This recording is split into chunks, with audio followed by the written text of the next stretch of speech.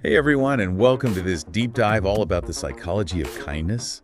Yeah. We always hear about how important it is to be kind, but on this deep dive, we're going way beyond those basic platitudes. Absolutely. We're going to uncover the real reasons why kindness matters, how it affects us, and even, maybe even inspire you to spread a little more kindness out there in the world. I love that. And we've got a fantastic expert joining us today who's going to be like our guide through the human mind and behavior. Happy to be here.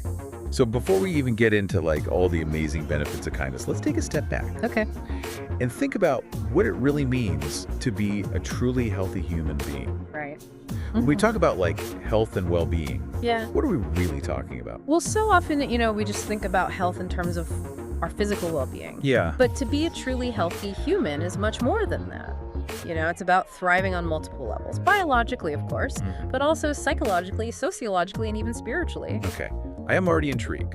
Yeah, it's about, feeling good physically, mentally, and socially, and having that sense of purpose in life. So it's not just about, eating your veggies and hitting the gym. It's about this whole interconnected system of well-being. Absolutely. It's about the whole package. I love that. Can you break down each of those levels for us a little bit more? Sure. Start with the biological, because I think that's what people think of first. Yeah. So biological well-being, that's the one we're probably most familiar with. Right. This is all about taking care of our physical body, eating nutritious foods, getting enough sleep, exercising regularly. It's like the foundation for everything else. Yeah, makes sense. Oh, You can't build a house on a shaky foundation. Exactly. What about the psychological well-being? So psychological well-being is about our mental and emotional state.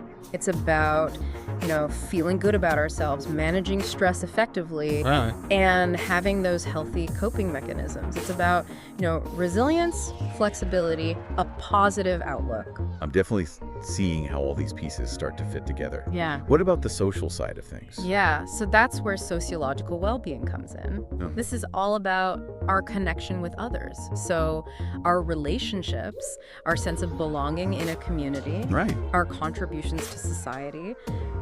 Feeling supported and connected is crucial for our overall well-being. Yeah, it makes you realize we're not meant to go through life alone.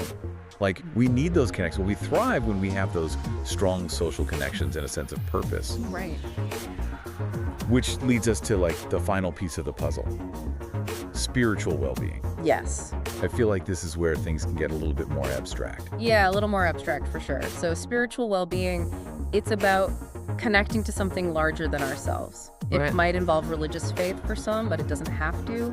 It's about finding that meaning and purpose in life and living in accordance with our values. So it's like that internal compass that guides our actions. Exactly. Helps us navigate those ups and downs of life. Yeah. I can definitely see how having that sense of purpose could help us face challenges head on. Right. And speaking of challenges, one of the sources we're diving into today tells a story about a man named Sharef Amka. He was part of a study on healthy aging. And what struck me was his definition of success. Oh, I remember that. So simple, so profound. It is a powerful story. When asked about his greatest achievement, he didn't talk about, wealth or status or anything like that. He simply said, I want to be remembered as a good person. Wow. And it really made me think about what truly matters in life. Yeah, his story is a beautiful reminder that, our legacy isn't built on material possessions or accomplishments. Right. It's about the impact we have on others and the kindness we share. And, that connects directly to what we're talking about today. It does. It makes you wonder, how do we cultivate that kind of genuine goodness, especially in a world that often seems to value self-interest above all else? Right. Have you come across any research that kind of sheds light on this? There's a fascinating study about willpower that I think speaks to this. Okay. It's called the marshmallow test. Have you heard of that? This marshmallow test, I've heard of it, but I never really understood what it was all about. So it's this classic experiment that was done back in the late 1960s. Oh, wow. By a Stanford researcher named Walter Mischel. And basically, they presented young children with a choice. Okay. They could have one marshmallow right now, Okay. or if they could wait 15 minutes, they could have two marshmallows. Oh, wow. That sounds like torture for a kid. I can't even imagine. I know, right? So what did they learn from this? So it turns out that the children who were able to delay gratification, the ones who resisted that immediate temptation of the one marshmallow Right. in favor of that delayed reward of two, they tended to have better outcomes later in life. That's fascinating, but I wonder if there are other factors at play besides just pure willpower. Well, of course, there are always multiple factors involved, but I think this study highlighted the importance of self-control and the ability to regulate our impulses, which are critical, Yeah. for success in all areas of life. Right. From relationships to careers to our overall well-being. So it's not just about resisting marshmallows. It's about that inner strength to make choices that align with our long-term goals, Yes. our values, even when faced with those immediate temptations. Exactly. It makes me wonder if that same kind of discipline can be applied to cultivating kindness, Oh, love that. even when it feels difficult or inconvenient. That's a really insightful connection, and it brings us to, I think, a really important point. Okay. Maintaining that inner discipline in today's world is incredibly challenging. Oh, yeah. We are constantly bombarded with distractions, instant gratification, Uh-huh. a culture that often glorifies self-interest. Like our attention is being pulled in a million different directions all the time. How can we cultivate that inner strength to be kind when there's so much vying for our attention? Right. It's the million-dollar question. It is. It's not easy, but it's certainly possible. And the good news is that kindness itself can actually help us build that inner strength. Okay, now we're getting to the good stuff. Tell me more about that. Okay, so when we practice kindness, we're essentially exercising our empathy muscles. Okay.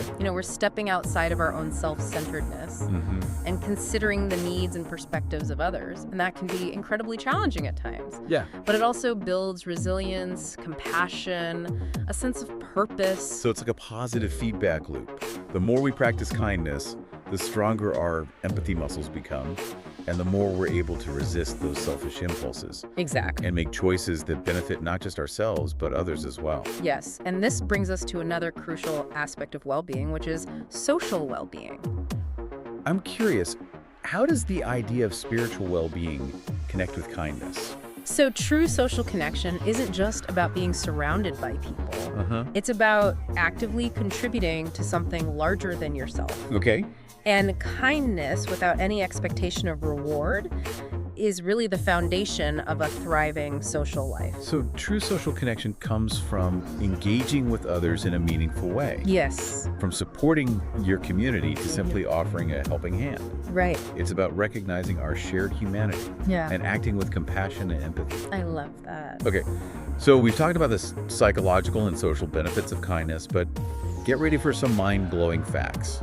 Turns out kindness isn't just good for the soul, it's good for your brain and body too. It really is. It's like a superpower we all have. It's amazing. Yeah, so when we perform acts of kindness, our brains release a cocktail of feel-good chemicals, Okay, like serotonin, endorphins, and oxytocin. so there's an actual biological basis for feeling good when we're kind. There is. That's amazing. So serotonin boosts mood and promotes feelings of well-being. Endorphins are natural painkillers. They help us cope with stress and even physical discomfort. And then oxytocin, often called the love hormone, plays a key role in social bonding, trust, and empathy. Okay, wait, so being kind literally triggers happy chemicals in my brain. It does. That's incredible. What about oxytocin? Yes, so oxytocin strengthens our relationships, makes us feel more connected to others, and the incredible thing is that studies have shown that simply witnessing acts of kindness Yeah. can have the same positive hormonal effects as performing them ourselves. Kindness is contagious. It's like a chain reaction of positivity. One act of kindness can spark countless others. It really can. And the best part is that, kindness isn't some limited resource. The more you practice it, the more it grows. I love that. Okay, so we know kindness is crucial, Yeah. but how do we raise kids to be kind in a world that often feels pretty selfish? That's a challenge that a lot of parents face. The key is to lead by example. Children learn by observing the adults in their lives. Right. When they see us consistently acting with kindness and compassion, Yeah. they're more likely to internalize those values. So sharing stories about kind acts, both from our lives and history, Yes. can really plant those seeds of empathy. Absolutely. Stories have an incredible power to connect us to our shared humanity and inspire us to act with kindness. I remember my grandmother used to tell me stories about her childhood Oh, wow. and how her family always helped their neighbors even when they had very little themselves. Oh. And those stories, they stayed with me. They shaped my understanding of kindness. That's such a beautiful way to teach kids about compassion and understanding other people's needs. And it's not just about telling stories, it's about creating opportunities for kids to experience kindness firsthand. Let them help with chores, volunteer in the community, or even just perform small acts of kindness for their friends and family. Right. You know, I'll never forget when my father taught me the importance of presenting kindness beautifully. Tell me more. We were delivering groceries to a family in need, and he insisted on arranging the bags neatly and adding a bouquet of flowers he had picked from our garden. That's so thoughtful. It transforms a simple act of giving into something truly special. Exactly. You know, it reminds me of the Japanese concept of omotenashi. Oh, yes. But hold on, omotenashi. Yeah. For those of us who aren't familiar with Japanese culture, can you unpack that a little bit? Sure. Omotenashi is more than just hospitality. It's about genuine care. Attention to detail. Creating a welcoming and harmonious environment where others feel respected and valued. It's amazing how these different cultures have woven kindness into their traditions, daily interactions. It really is.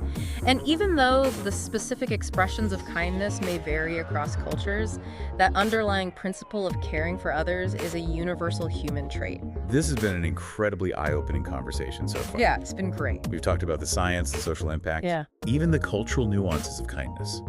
And you know, we're going to delve even deeper into the psychology of kindness and explore some practical ways to make it a more integral part of our lives when we come back after a quick break.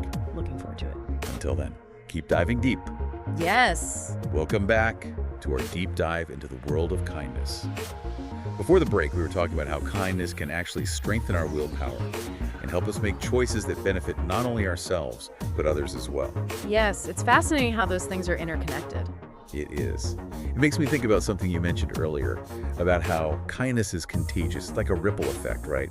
One act of kindness can inspire countless others. Exactly, and those ripples extend far beyond our immediate circle. They reach into our communities, our workplaces, and even the world at large. So it's not just about making someone's day.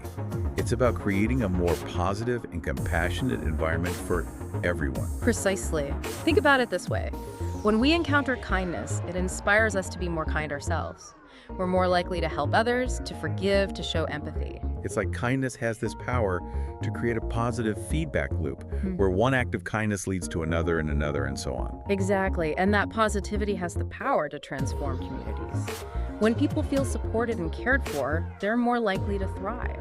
They're more likely to volunteer, to get involved in local initiatives, to build strong relationships with their neighbors. It's like kindness creates a sense of shared responsibility for the well-being of the community as a whole. Kindness isn't just a feel-good emotion.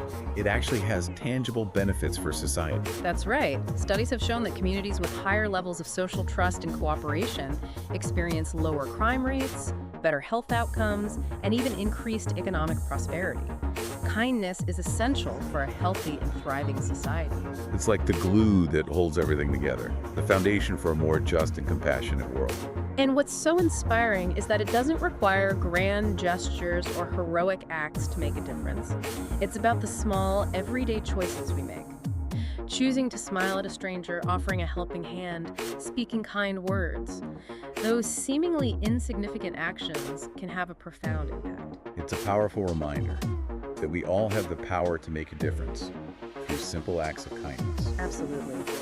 Each act of kindness, no matter how small, contributes to a more positive and compassionate world. You know, hearing you talk about the ripple effects of kindness reminds me of a story I read recently about a man who started a movement called the Kindness Rocks Project. Have you heard of it? I have. It's a wonderful example of how a simple act of kindness can spread joy and connection far and wide. For those who haven't heard of it, the idea is to paint rocks with inspirational messages or colorful designs and then leave them in public places for others to find. It's amazing how something so simple can brighten someone's day and create a sense of community. It's a beautiful reminder that we're all connected and that even small gestures can have a big impact. It also highlights something we talked about earlier, the importance of presenting kindness beautifully. Just like your father arranging the groceries and adding flowers, these painted rocks transform a simple act of giving to something truly special. That's such a great point. It's not just about what we give, but how we give it. The thoughtfulness and care we put into our actions can make all the difference. Okay, so we've explored how kindness impacts individuals, communities, and even society as a whole.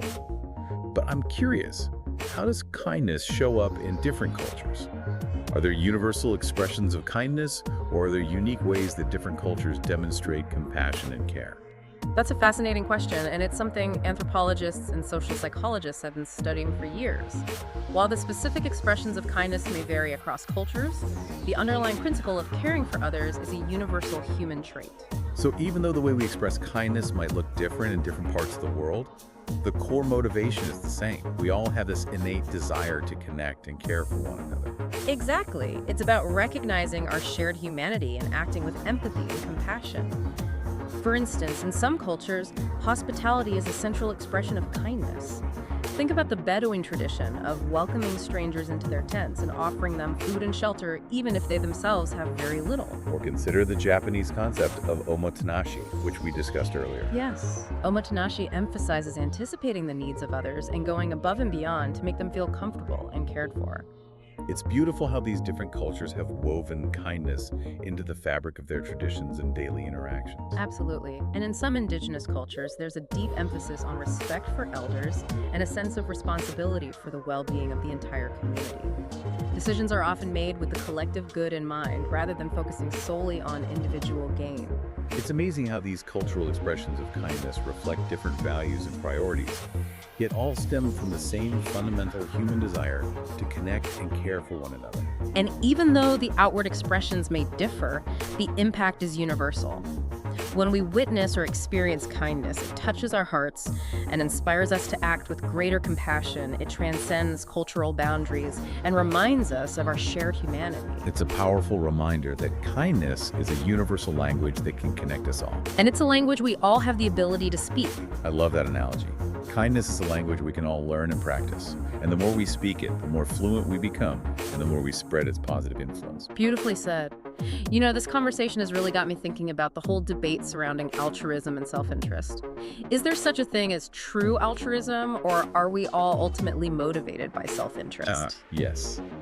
The age-old question. It's a question that philosophers and psychologists have grappled with for centuries. On the one hand, we see incredible acts of selflessness and sacrifice. People risking their lives to help strangers, donating their time and resources to those in need. It's hard to imagine those actions being purely self-serving. You're right. There are countless examples of seemingly selfless acts that inspire us and make us believe in the inherent goodness of humanity. But on the other hand, some argue that even the most altruistic behaviors can be traced back to some form of self-interest, whether it's the desire for social approval, the anticipation of reciprocal kindness, or even just the good feeling we get from helping others. Human motivation is complex, and it's rarely driven by a single factor. So are we all just secretly hoping to get something in return? Even when we're doing something nice, it makes you question your motives. Well, I don't think it's quite that black and white. Even the most selfless acts can have multiple layers of motivation. The truth is, it's often impossible to disentangle pure altruism from self-interest, and maybe that's okay. Maybe the more important question is, does it really matter? If the outcome is positive, if someone benefits from our actions, does it matter if we get a little ego boost along the way? I think that's a wonderful perspective.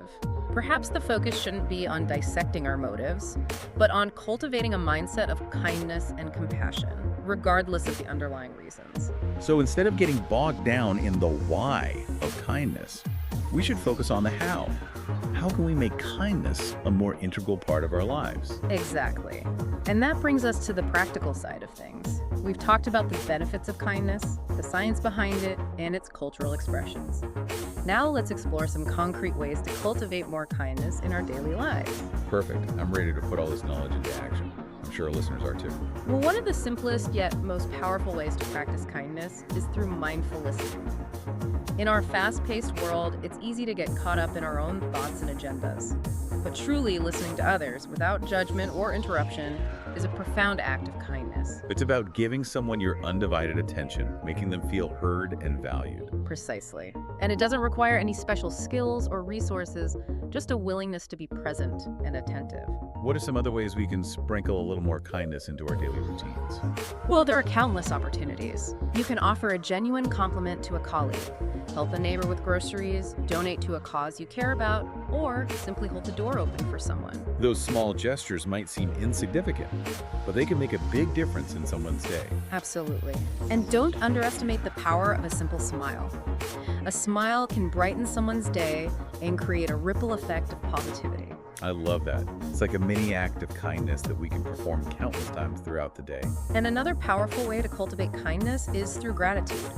When we take the time to appreciate the good things in our lives, it shifts our perspective and makes us more likely to act with kindness towards others. Gratitude is like a superpower that transforms our outlook and inspires us to spread that positivity. It really is. And don't forget the importance of self-compassion. We can't pour from an empty cup.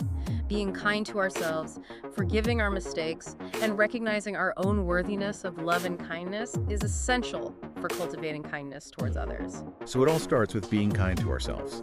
It's like putting on your own oxygen mask before assisting others. Exactly.